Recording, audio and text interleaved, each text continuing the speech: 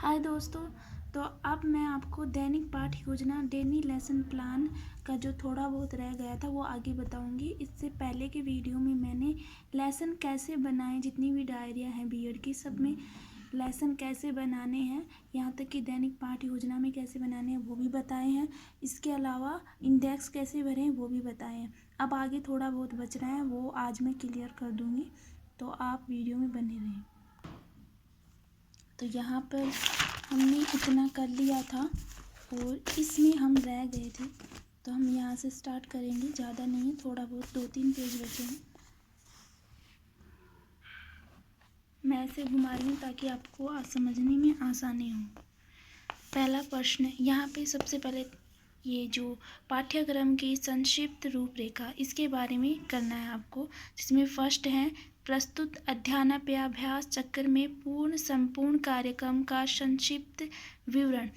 तो यानी कि आप स्कूल में गए और बच्चों को कैसे उनका जो भी नोटिस किया आपने, कैसे उन्हें क्या क्या सिखाया, इसके बारे में आपको इसमें बताना है।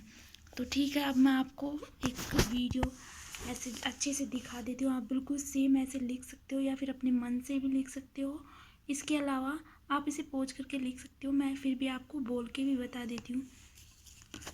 कक्षा में प्रवेश करने के बाद छात्रों की बैठक व्यवस्था में परिवर्तन करवाया गया। उसके बाद छात्रों की मन स्थिति को देखकर उनके ज्ञानात्मक, अवबोधात्मक, ज्ञानाप्रयोग, कौशलात्मक, अभिरुचि तथा अभिवर्त्यात्मक इन उद्देश्यों को संधारित करते हुए प्रस्तावना कौशल के माध्यम से छात्रों के पूर्व ज्ञान का उपयोग करते हुए पाठ को प्रस्तुत करने का क्रमिक कक्षा प्रयोग की सामग्री के माध्यम से प्रस्तुत किया, जिससे छात्र का विकास करते हुए विकासात्मक प्रश्न संभावित क्रिया, जिससे छात्र अपने व्यवहार में परिवर्तन कर सके। शिक्षक कथन के द्वारा छात्रों को सिखाया, छात्रों ने कितना सीखा, बोध प्रश्न एवं पुनरावृत्ति प्रश्न तथा मूल्यांकन प्रश्न के माध्यम से छात्रों में सर्वांगीण विकास करते हुए पाठ को प्रस्तुत करना।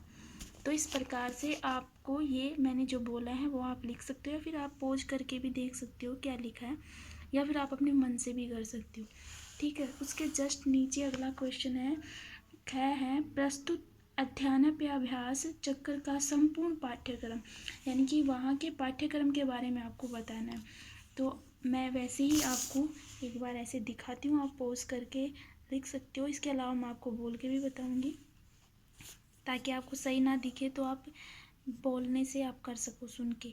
कक्षा में शिक्षक के माध्यम से एक ऐसी पुनरावृत्ति की गई जिससे कि कालांश लगते ही छात्र स्वयं निर्दिष्ट हो रहा है कि भौतिक विज्ञान, यानी कि आपका जो भी विषय है उसको लिखना है, का कालांश लग चुका है। और शिक्षिका, अगर शिक्षक है तो आप शिक्षक लिखें, कक्षा में उपस्थित होने वाली है या वाला है। यह व्यवहार परक प्रक्रिया छात्रों में स्वतः ही क्रियान्वित हो जाती है। शिक्षिका या शिक्षक के उपस्थित होने के बाद बीते हुए कालांश की घटनाओं को विषय से संबंधित संक्षिप्त रूपरेखा को प्रस्तुत करना, जिससे छात्र के व्यवहार में परिवर्तन होता हुआ नए ज्ञान को प्राप्त करने के लिए तत्परता में आ जाता है। और कालांश अवधि में छात्र पूर्ण रूप से सीखने और सिखाने की क्रिया को प्रभावित करता है और प्रभाव मंतव्य से गंतव्य की ओर अग्रसर हो जाता है। यानी कि आपको इसमें बच्चों को आपने कैसे क्या पढ़ाया, बच्चे उससे क्या सीख रहे हैं, आप क्लास में जा रहे हैं तो अब वो आपके लिए कैसा व्यवहार कर रहे हैं, ये सब लिखना है। तो आप मैंने जो बोला वो भी लिख सकते हो। ठीक है, उसके जस्ट आगे अगला पेज है कि पाठ का संबंधित उपचारात्मक निर्देश, जिसमें एक सारणी बनी हुई है। आपको इसमें इस सारणी में यहाँ पे है क्रमांक और यहाँ पे है प्रवेशकों के निर्देश एवं हस्ताक्षर। तो आपको इस सारणी में 3 पॉइंट करने हैं। एक है उद्दीपन परिवर्तन कौशल, दूसरा है पुनः बलन और तीसरा है क्रिया प्रस्तुति अनुकूलन। तो पहले मैं आपको जूम करके दिखाऊंगी, अब मैं आपको बोल के भी दिखाऊंगी, आप जैसी इच्छा हो आप वैसे कर सकते हो। तो फर्स्ट पॉइंट है उद्दीपन परिवर्तन कौशल, जिसमें है उद्दीपन परिवर्तन कौशल के समय कक्षा में छात्र अध्यापक या छात्र अध्यापिका आप अपने हिसाब से लिख लिया, आप छात्र अध्यापक है या छात्र अध्यापिका का। पाठ प्रस्तुतिकरण में छात्रों को अधिगम करवाते समय छात्र अध्यापक या छात्र अध्यापिका ने इस कौशल का उपयोग करते हुए पाठ्य वस्तु के विषय तत्व को पूर्ण रूप से छात्रों पर प्रभाव आधारित बनाया था। फर्स्ट पॉइंट ये है। और दूसरा पॉइंट है पुनर्बलन। इसमें लिखना है कि कक्षा में छात्र अध्यापिका ने शिक्षण अधिक्रम के दौरान छात्रों को विषय वस्तु के तत्वों को समझाते हुए प्रकरण को आगे बढ़ा रही थी। छात्रों की मनोदशा आधारित थी, लेकिन कुछ छात्र उस विषय वस्तु के तत्वों को समझने में अपने आप को असहज महसूस कर रहे थे। तब मैंने छात्र अध्यापक को निर्देशित किया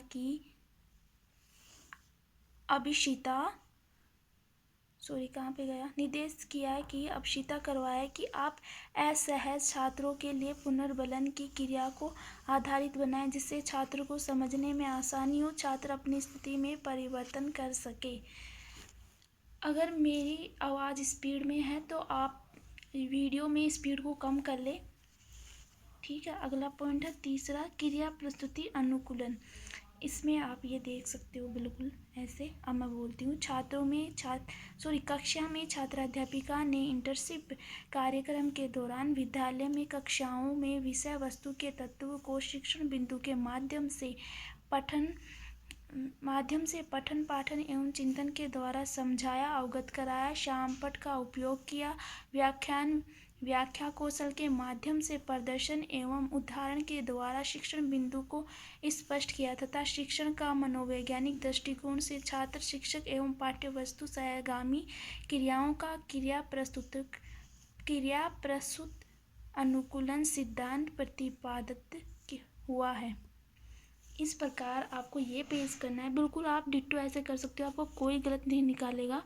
और चाहे आप किसी भी यूनिवर्सिटी से हो, बीएड का काम सेम इसी तरीके से होता है। हाँ, आपका थोड़ा सा ये पेज किसी कॉपी में नहीं होते, किसी में आगे पीछे हो जाते हैं, वो चलेगा। आप हेडिंग देख के कर सकते हो। अब जस्ट उससे अगला पेज है।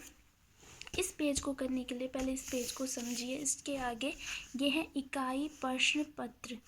इसमें आपको क्या करना होता है, इसमें पहले आपको यहाँ पे लिखना होता है जांच परख पत्र, इसे ये भी बोलते हैं, इसलिए जांच परख पत्र लिख दिया। इसमें आपको क्या करना होता है, आपने जो 20 लेसन बनाए हैं इस कॉपी में पीछे, उनमें से कोई भी एक लेसन ले लो, आपकी इच्छा है कोई भी ले लो।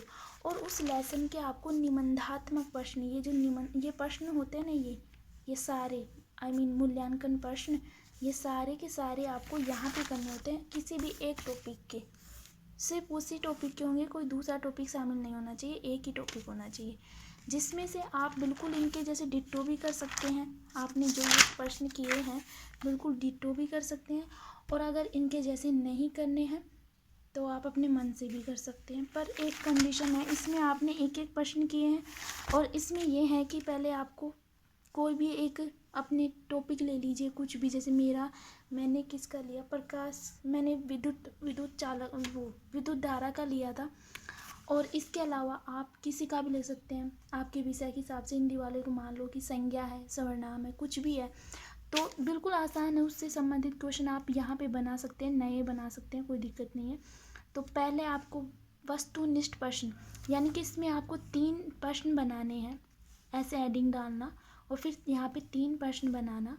इस हेडिंग में आपको ये लिखना है वस्तुनिष्ठ प्रश्न, फिर 3 हेडिंग बनाना अपने टॉपिक के हिसाब से। और वो प्रश्न जो ऑप्शनल प्रश्न होते हैं ना, जिसमें ए ब सैद है, ऐसे प्रश्न होने चाहिए। जैसे कि मैंने यहाँ पे प्रश्न बनाया है, सुचालक पदार्थ में किसका प्रभाव होता है।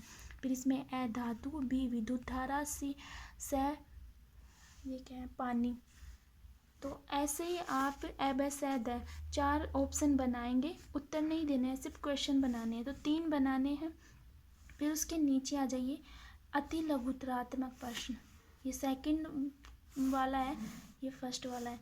अति लघुतरात्मक प्रश्न में भी आपको 3 प्रश्न बनाने हैं।